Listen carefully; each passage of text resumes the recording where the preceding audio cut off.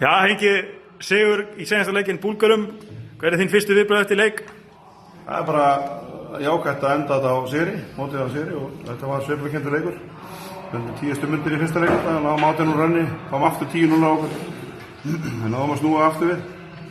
Og ótrúlegar tölfræði staðreyndir í þessu leik, taka 65 fráköst, það að tapa 30 boltum og það bara ótrúlegar tölfræði hlutir í þessu leik en fyrst og fremst var bara gott að enda á sigri og fá framistöðu frá svona lykilleikmönnum. Það var aðalmálið. Það gæti gert mótið upp fyrir okkur í stuttum orðum? Já, það er alltaf vonbrigði, við ætluðum okkur að vera 9-16 en það mistókst. Leikur á móti Kýpur var okkar svona bara, það var okkar vonbrigði fólust í þeim leik. Við áttum ekki góðan dag og náðum ekki skora með 42 stig á móti liði sem að ég myndi segja að 9 af 10 myndi vinna.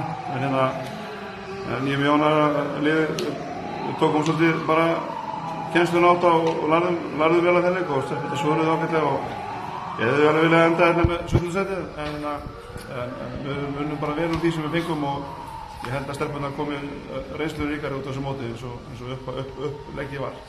Framtíðinni björt, ef við ekki eftir að sjá einhverja sem spila fyrir A-landsleik kvenna í framtíðinni? Já, það er klart mál og þetta er svo sem þeirra höndum.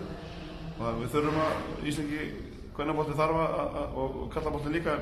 Við þurfum að vinna meira í fysikina. Við erum undir í öllu þessu atriðum og það er eitthvað sem hver og einn leikmann þarf að hugsa ekki bara fyrir heldur líka leikmennir og vonandi verður bara tiltekt í þessu og við bara framtíðinni björt. Glæsilegt, takk hérlega fyrir þetta.